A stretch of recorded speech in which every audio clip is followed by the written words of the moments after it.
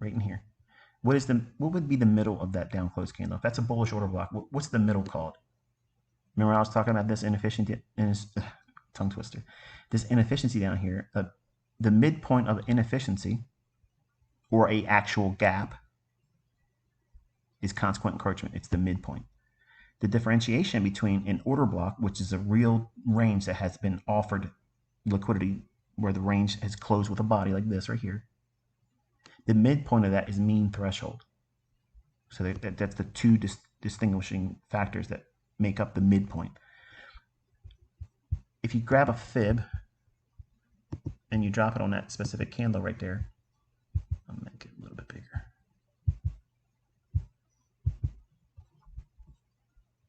That midpoint level's right here, okay?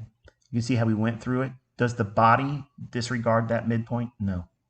Can it cross over that? Yes. What do we call that? Mohawk. Just like when you're cutting your grass and you miss the edge and you create that little tiny little small section of, not price, but grass where you got to go back and mow over top of that. You just colored outside the lines and they got to go.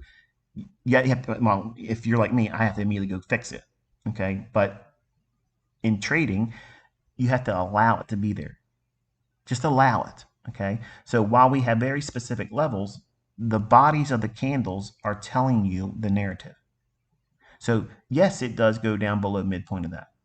Okay. And when I first started teaching my order block theory, when I talked about mean threshold, everybody would think, okay, well, I can put my stop loss right below mean threshold and it shouldn't hit my stop loss. And then because they don't know what they're doing and they're trying to write books or they're trying to make courses and mentorships all around it, and it can't trade with it, can't be showing it in their own hands working, they join the bandwagon. This stuff's made up. It's conjecture. It's not real. It's fraud. It's renamed something else.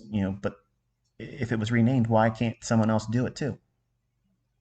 That's the argument I keep making as a retort to that. If this is all rebranded stuff, don't call it my stuff. Still do what I do, and they can't do it. So there's something else going on there, and I'm teaching it to you, but it's very, very dense. It's not a lot of watered down, easy 1, 2, 3 techniques. It takes a lot of a paradigm shift, really, to depart from what you think you know about price and what the markets are taught as a support and resistance, a supply and demand, a Wyckoff, a harmonic, an Elliott wave, Gann, Hurst, all these bullshit excuses for people to push a button. That's not really what's going on behind price. So what I had to create is a language for my kids to understand what's going on. And I've made that language public. So when we are anticipating specific levels to be traded to, we're not expecting and demanding that it stops on a dime right then and there. Now, can it do it? Yes. And when it does, it's a fascinating study. But it's not important. This level here, 14,422 even. See the zeros? So 22 even, and the low on this candle comes in at 19.75. So it's less than 2.5 handles.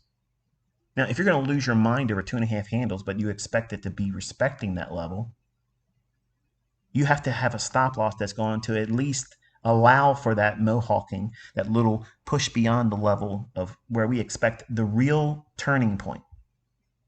The real turn in price. Is it happening and justified and confirmed with the bodies of the candles here, here, and here? Absolutely. That's exactly what I was watching when I was still in the trade. I want to see, does it keep supporting that? And it does.